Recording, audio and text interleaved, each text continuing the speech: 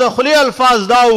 داسې وخت به راشي داسې زمانه به راشي چې مبتدی سړی به څښاک اخلي خو د هغه په لاس کې به د څښاک لوټ خوله کوي هغه د یتیمانانو کفیل هغه الله جل جلاله په میدان کې ودرو قرآن چې کومه دفاع کوله په ابواب البر کې چې د یتیم کفیل به څوکي د یتیم کفیل به هغه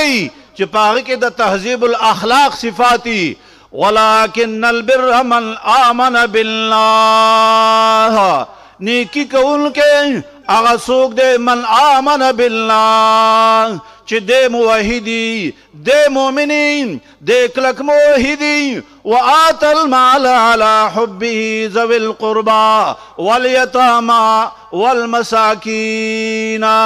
دغه د تهذیب الاخلاق على داعی دغه موحد سړی وآت المال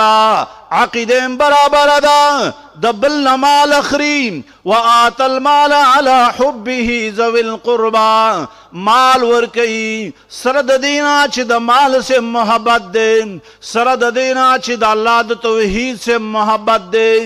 چاہتے ورکي ذوي القربى واليتامى والمساكين دا قرآن داعی دا یتیم ته مال ورکي هغه د قرآن ډاکو هغه د یتیم د مال ډاکو هغه د یتیم مال هړپ کوي دا صرف هغه خلق دی چې په قرآن جوړ خلق دی نو په قرآن جوړ خلق دا د یتیم د مال د دفاع کوي گویا کې دا اجتماع دا یو تنبیه خبرداري ورکوي چې د دې جماعت مشران د دې جماعت چې کوم قائدین دي دا ان شاء الله الرحمن دا ورسره د یتیم کفالت کوونکي په هر میدان دي په هر علاقه کې خپل عالم خپل مقرر خپل مدرس دا د مبتدی په سر باندې ولاړ دی ورته وایي چې ته په دغه مجلس کې دا مال خوري د حیله اسقاط په نومې خوري ځان ته دیوبندی ګلابي دیوبندی وي دا په قرآن کې نشته دا په سنت کې نشته دا ستا خپله خود ساخته مروج اسقاط دی کم چې شرعي اسقاط دی د هغې دپاره علامه شامي لس شرایط ویلي دي دا د هغه چا کار دی چې د هغه اخلاق په قرآن باندې جوړي او چې اخلاق په قرآن جوړي قرآن دغه داعی ته دغه د وخت داعی ته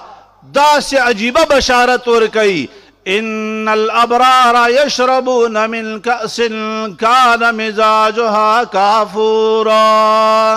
رستو ای دا ولی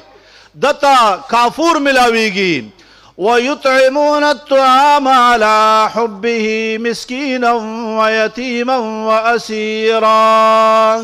دا هغه داعی دی دا هغه مبلغ د قرآن دی دا هغه د توحید او د سنت داعی دی ويطعمون الطعام على حبه مسكينا ويتيما واسيرا د ظالم د لاسا د خبیث د لاسا د دغه تنور د خېټنا د یتیم مال را وښکلو او د یتیم ته په خولې کې نوړی ورکړله دا هغه داعی دی زما عزتمندو دا څوک دی دا په قرآن جوړ داعی دی نن سبا زما عزتمندو که تاسو سوچ وکئ فکر وکئ په معاشره کې یو لوی ظلم د یتیمانانو سره روان دی پلاری مړ شي او د هغه د سر سورې ختم شي او بیا زما عزتمندو د هغه مال په مختلفو طریقو سره خوړل کیږي ان شاء الله الرحمن دا اجتماع دا د دې آواز ورکوي چې زمونږ مشران استاد محترم استاد مشفق علامه طیب طاهری چې څنګه په نورو میدانونو د هغې خدمت نمایا دی نو یو خدمت پکې دا دی چې هغه بالفعل د دې ځینه د ټول عالم د یتیمانانو کفالت کوي او د قرآن په رڼا کې کوي الله جل جلاله دی دا مشن د دنیا ګوټ ګوټ ته ورسوي واخر الدعوانا الحمد لله